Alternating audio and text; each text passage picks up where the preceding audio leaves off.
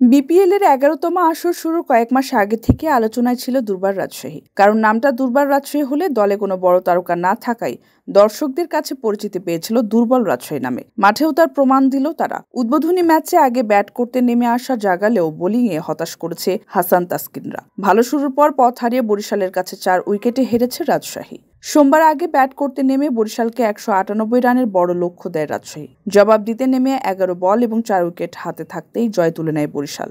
এতে জয় দিয়ে আসর শুরু করল বরিশাল।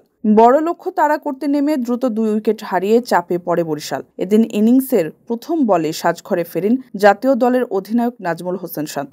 অপর প্রান্ত থেকে ৫ বলে ৭ রান করে তাসকিনের বলে লেগ বিফোরের ফাঁদে মাঠ ছাড়েন তামিম ইকবাল। এতে দলীয় ১২ রানে ২ উইকেট হারিয়ে কিছুটা চাপে পড়ে বরিশাল। এদিন ব্যাট হাতে আলো ছড়াতে পারেননি কাইল মায়ার্সও। ৫ বলে ৬ রান করে ক্যাচ আউট হন এই ক্যারিবিয়ান ব্যাটার। পরে অভিজ্ঞ মুশফিককে সঙ্গে নিয়ে দলের হাল ধরেন তাওহিদ হৃদয়, কিন্তু ইনিংস বড় করতে পারেনি দুজনেরই কেউই।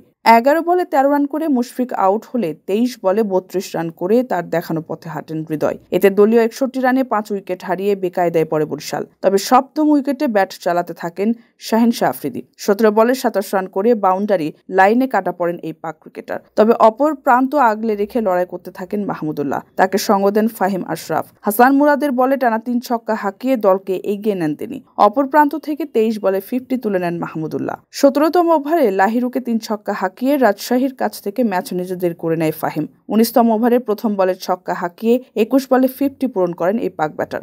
এতে ১১ বল এবং ৪ উইকেট হাতে থাকতেই জয় তুলে নেয় বরিশাল। রাজশাহীর হয়ে সর্বোচ্চ ৩ উইকেট শিকার করেন তাসকিন আহমেদ। এছাড়াও হাসান মুরাদ ২টি এবং জিশান আলম নেন ১ উইকেট। এর আগে টস হেরে ব্যাটিংয়ে নেমে ১৯৭ রানের বড় পুঁজি পায় রাজশাহী। দলের হয়ে সর্বোচ্চ ৯৪ রানের ইনিংস খেলেছেন ইয়াসির আলী।